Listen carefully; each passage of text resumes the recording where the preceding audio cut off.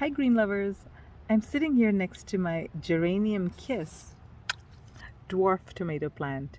In this video I want to tell you about the wonderful dwarf tomato plant and the fact that it is probably one of the best things that has happened to patio tomato growers. Coming right up.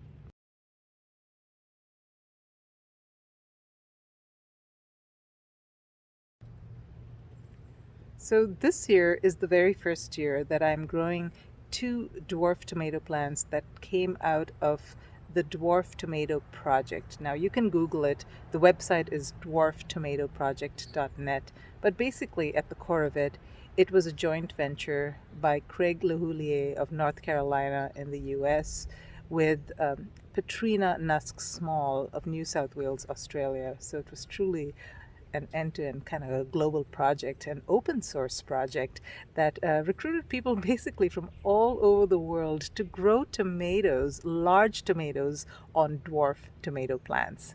So really, it's a dream come true for the patio gardener who can grow these really tiny tomato plants, no more than about 4 feet or so tall, but that produce actually full-size tomatoes. Now, the ones that I'm showing here are not exactly the best example because these are a smaller variety. It's called Geranium Kiss, but there are several pretty large tomatoes, probably in the up to 1 pound range. So they're large tomatoes that you can grow on these really small plants. Let me spin the camera around and show you what the plant looks like, because that in itself is unique and interesting.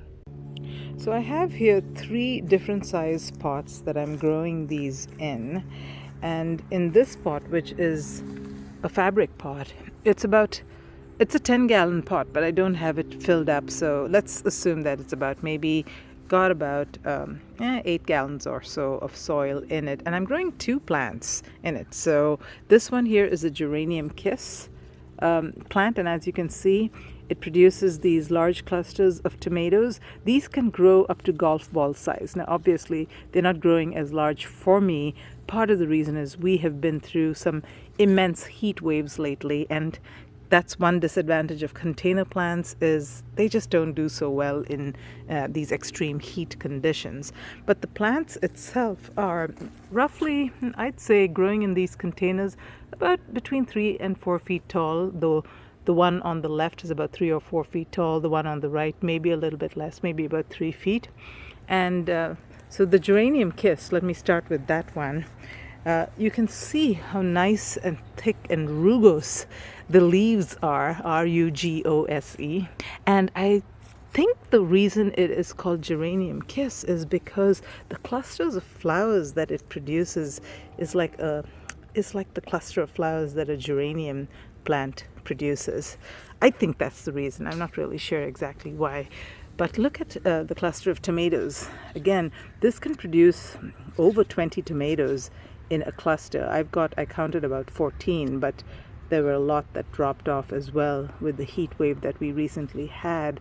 And these fruit are also potentially going to be much larger in future. These are some of the early fruit that have started on this plant. I'm hoping that they will grow larger, but then again, growing it in a container will give you smaller fruit than growing it in ground. So I think the potential that it can grow to is about maybe golf ball size tomatoes. These are less than that. These are probably about half golf ball size. But look how cute that is. It's got this little tip pointy thing there, and such a pretty tomato. Moving on to this tomato plant on the left. This is, I'm going to have to try to pronounce this. It's called Wherokowhai. It's spelled very differently than it's pronounced. The name actually comes from the New Zealand Maorian language, and it means yellow red is what I read. But yeah, the tomato itself, it's got a little bit of water spots on it, but you can see that it's got hints of yellow and red in the skin. And I understand that when I cut it open, which I will do at the end of this video, that it is kind of orangish yellow on the outside and it's got some red in the middle. So I'm keen to see what that looks like, but it's supposed to be a very tasty tomato as well. Now this again is a small tomato for the same reason, the heat waves and things like that, but this can grow about, between 4 ounces to 14 ounces. So this can grow pretty decently large if it is given the best conditions to grow in. So depending on the size of the container, your plant will grow smaller. So this one is growing in this larger fabric pot. The plant, and let's take the geranium kiss because that's what I've got represented in other size containers. So this one's about maybe 2.5 to 3 feet tall. And then here I've got one growing in a 3-gallon container, and this is probably about 18 inches or so tall. It's still got a nice big cluster of tomatoes that's coming up here, but it's a pretty small plant. And then I've got this one. This is a bad example. Again, smaller containers do even worse when there are heat waves, and this practically died in the heat wave, but it's coming back. Look at it, it's growing from the bottom. But even so, you'll see that the plant itself was not even a foot tall. So growing it in a small 1-gallon pot like this, not exactly a good idea for these dwarf tomatoes. You want to get at least, I'd say, a 5-gallon container to grow these into a decent size. But yeah, this one is like a phoenix coming back from the dead. I thought it was gone. It was completely dried out. The entire plant practically looked like this, like a crisp at the end of the heat wave. But it looks like the roots survived. I gave it plenty of water and it looks like it's coming back. So yeah, I am probably going to be taking this and putting it in the ground, and I will grow it there and see whether I can grow it any bigger, because I know it's not going to thrive in this container. And then one last thing that I will tell you about these tomatoes is that they do take as long as a regular tomato of the same size on a full-size plant. They do take as long to ripen.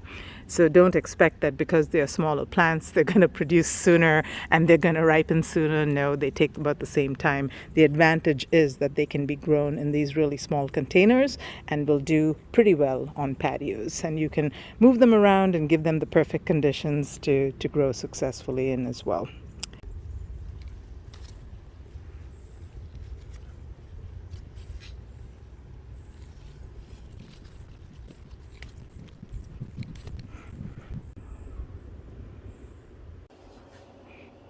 All right, so let's go ahead and cut this tomato and see what it looks like on the inside.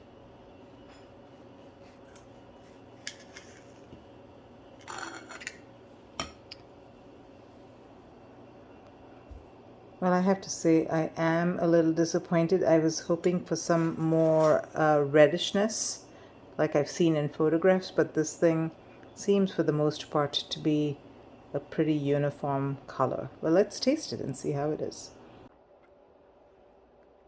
So the taste test on the Wherokowhai tomato.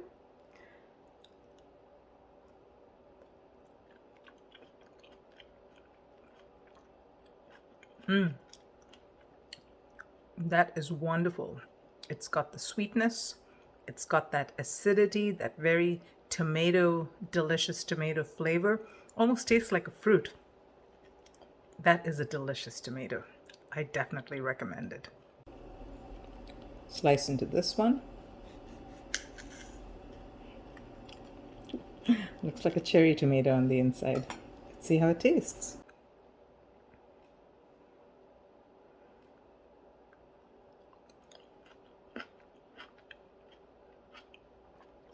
Whoa.